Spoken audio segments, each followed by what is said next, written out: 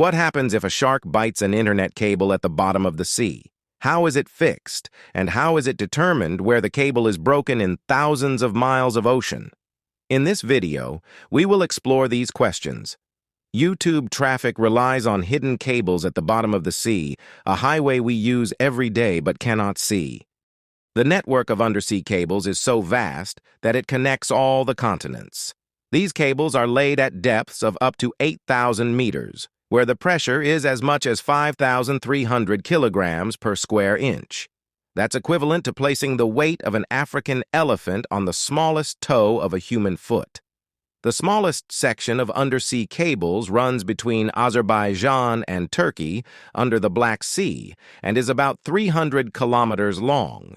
The largest section, called the Maria Cable, is 6,600 kilometers long, starting from Virginia Beach in the USA, passing through the dark depths of the Atlantic Ocean, and ending in Bilbao, Spain.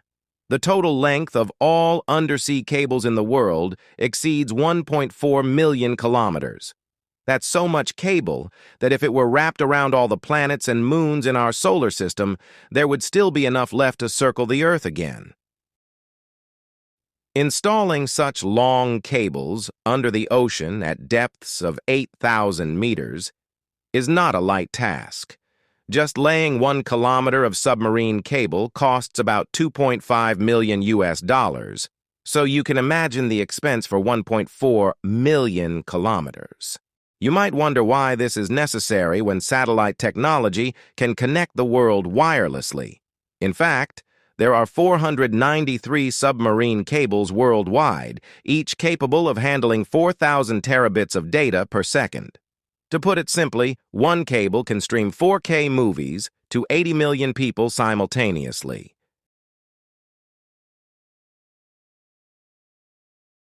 In contrast, a single satellite can support only 24,000 people watching 4K movies at the same time. To meet the demand, more satellites would need to be installed, which would be more expensive and maintenance-heavy compared to submarine cables. Replacing a faulty satellite costs around $40 million. Therefore, laying millions of kilometers of cable under the sea is more feasible than using satellites for global connectivity. Each undersea cable is wider than a typical household fiber optic cable.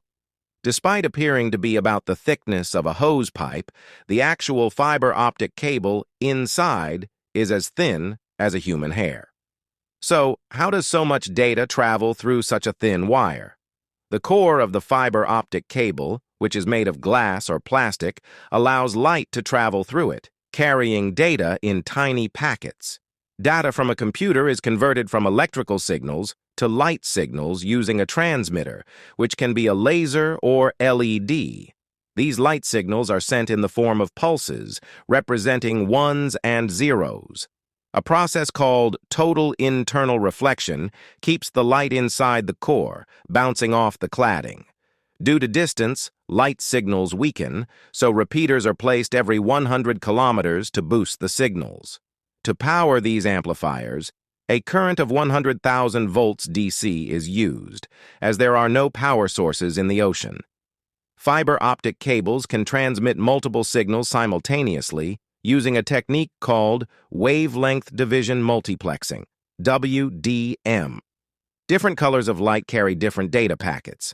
Light travels at a speed of 1,079,000,000 kilometers per hour, allowing data to move from one place to another almost instantly. Upon reaching the destination, the data is converted back into electrical signals and reconstructed by computers or mobile devices. Despite being designed to withstand pressure, undersea cables can still be damaged by earthquakes, shark attacks, and volcanic eruptions. However, fishing is the most common cause of damage to submarine cables. Some vessels use trawl doors to catch fish at the ocean floor, dragging them with ropes. If a trawl door accidentally catches a submarine cable, it can cause significant damage. So, how is a damaged submarine cable repaired in the vast remote ocean? First, specialized ships are used to lay the cables. These ships carry large reels of wire and use robotic machines to dig and lay the cable on the ocean floor.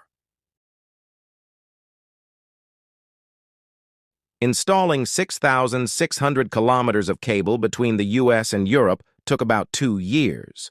When one reel runs out, it is connected to another reel and continued. Weather conditions, such as hurricanes and storms, can halt installation work for days. When a submarine cable is damaged, data centers at both ends monitor the cable's status. When a connection is lost, it indicates a break in the cable.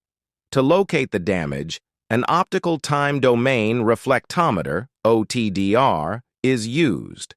This device sends a light pulse from both ends, and the time it takes for the pulse to return helps determine the exact location of the damage.